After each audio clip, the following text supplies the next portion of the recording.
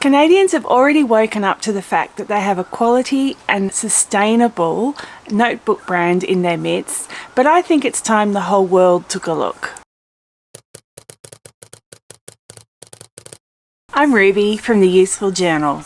Prepare yourself for the new year and check out my huge range of journal reviews. Today I'm reviewing a 150 GSM Hemlock and Oak dot grid notebook. I will tell you a bit about the company and their products.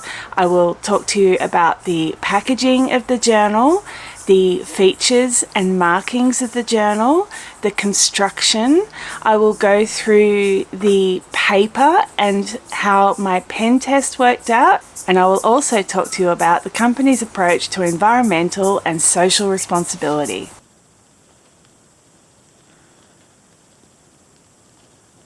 Hemlock and Oak is proudly Canadian. The owner of Hemlock and Oak is Tia Masick, and she has a real vision for what she wants to see in terms of sustainability in the paper notebook industry. And she has the advantage of being in Canada, where there is a huge wood pulp and paper mill industry.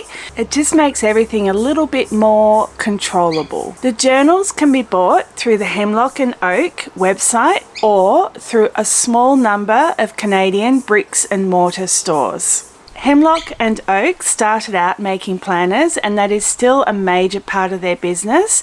But for those of you that prefer creating your own layouts and spreads for your journal, they do have quite a good range of dot grid notebooks. They come in 3 sizes: B5, which is a slightly larger size, the A5, which is your standard notebook size, and Traveller's notebook size, which is the height of an A5 journal but narrower. They come in a choice of dotted pages, grid, lined or blank pages. The journals have in the past sometimes come with a leatherette cover, but their current range doesn't include any. They tend to prefer the cloth covers because there's less plastic. They're more sustainable.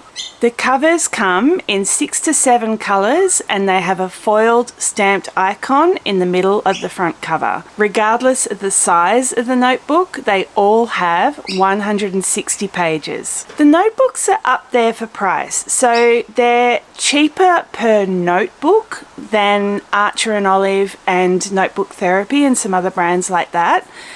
But they are more expensive per page, and that's because they've only got the 160 pages, whereas those other brands have a few more pages. I'm kind of not surprised because they do have some recycled products in their inventory, and like the ribbons on the notebook are recycled, and they tend to cost a bit more, but also the products are made in Canada, and that is always going to be more expensive than making it in China.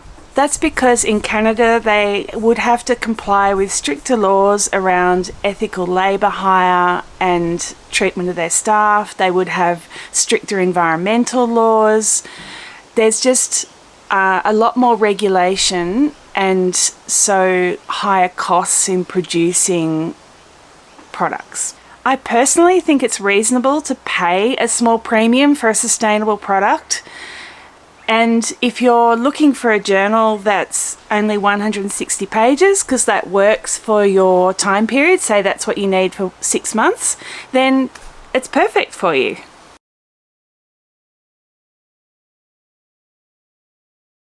The notebook comes in a craft card mailer with unbleached tissue paper as packing material. There is a craft card box for the notebook that has the Hemlock and Oak brand on it, and there's no further packaging. Also in the box was the elastic closure that I ordered separately. There were no free gifts.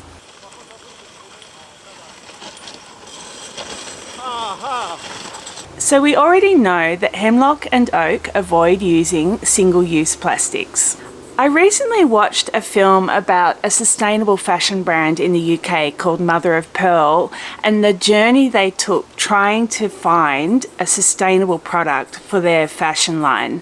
Trying to find the actual manufacturers of each item that goes into your product, and in the case of fashion, the growers. So in the case of paper, it would be the wood pulp, the source of the wood pulp, meeting the people involved and ensuring that every step of the process in developing your product is sustainable and ethical was huge and mind-boggling, and it's a big deal to try and work that out. Hemlock and Oak's approach of keeping most of that process within Canada as much as possible makes it easier for them, because they know that those companies are having to operate under Canada's strict labour and environmental laws.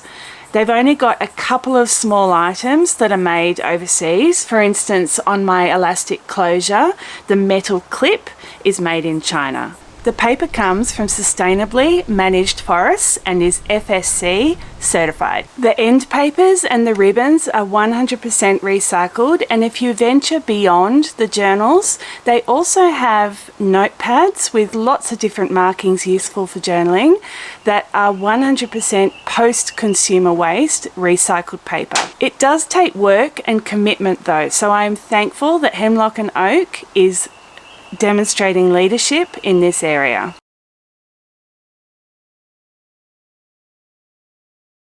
So, I bought a misprint notebook. The cover is woven cloth and a gorgeous muted shade of pink. It's been stamped with a foiled picture, and while normally it would be gold, in this case it's blue. I actually really like the blue with the colour of this notebook. And since they were on special because of the misprint, I couldn't resist buying one. There is also a small icon on the spine, and then the brand is stamped on the back cover, also in foil. The notebook comes with 2 long satin ribbons that easily reach around the corner, but no pocket, pen loop or closure.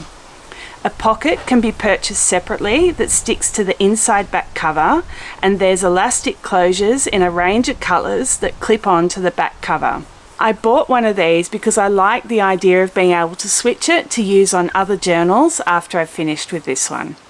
Pockets can be useful, but I'm usually satisfied with cutting down half of one page and gluing it to another page so that I've just got a little pocket between the 2 pages. I find that enough for my needs. The page edges are plain and the corners are cut square, giving the notebook a very neat and classy appearance. The lack of a pocket and the cloth cover means the notebook feels compact, but it isn't light like some are. It has a high quality feel.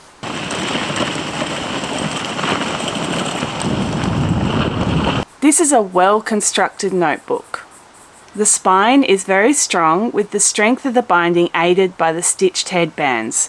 The notebook lays flat and has a stitched book binding with 10 signatures. The only fault appears to be a little glue sneaking through the stitching at the centre of each signature, and the gluing is a bit uneven at the joins between signatures, which means that when you press open the page, there's a tiny bit of tearing. This is only at the point where the signatures join together on a couple of pages. It does sit flat at these joins though, no space is lost. The ribbons are actually stitched in, but unusually are attached on the outside of the headband, not between the headband and the pages. Because of the stitching, they are very secure. The pages sit nicely inside the cover edges on all sides, and if I compare the style of this notebook to other ones I own, I think it should be pretty durable.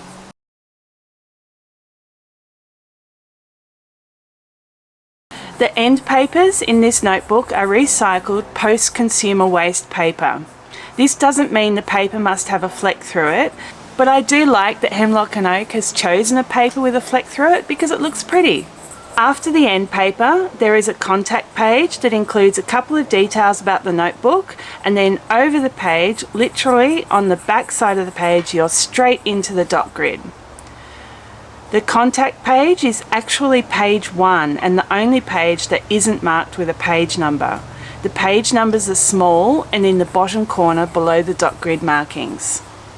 There are 27 dots across the page and 39 down the page. While there is only a 5mm gap at the top and outside edges of the page, there is a wider gap at the bottom and near the spine. There is enough room to add another row of dots near the spine, and this would make it easier to have layouts that extend across the double page spread. The dots are well aligned and are of an average darkness.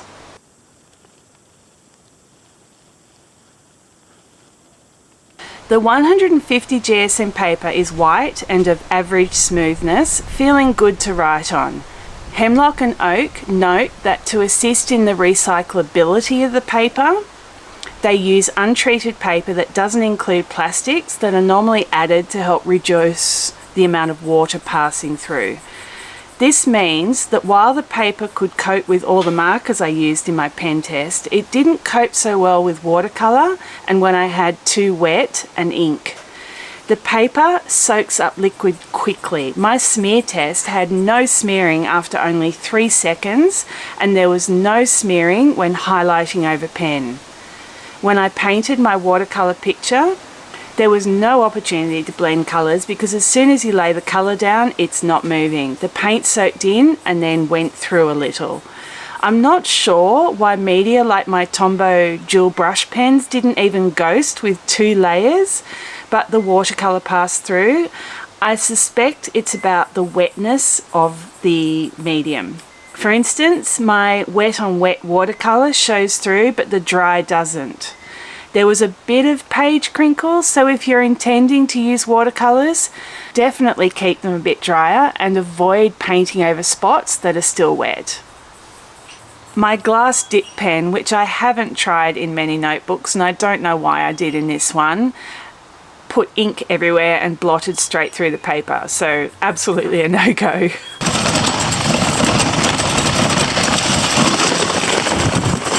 Apart from the watercolour and a heavily loaded paintbrush of calligraphy ink bleeding through the paper, the only other pen that had a problem was the Sharpie Ultrafine marker, which is alcohol based.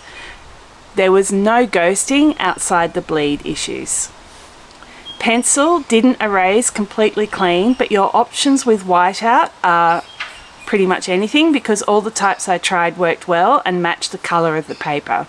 I enjoyed using all my pens on this paper, and it was also quite pleasant to write with fountain pens in this notebook. There's enough texture in the paper to give feedback through the pen, unlike super smooth papers where the pen feels like it slips a bit. There is no feathering and the pen's right at the expected stroke width.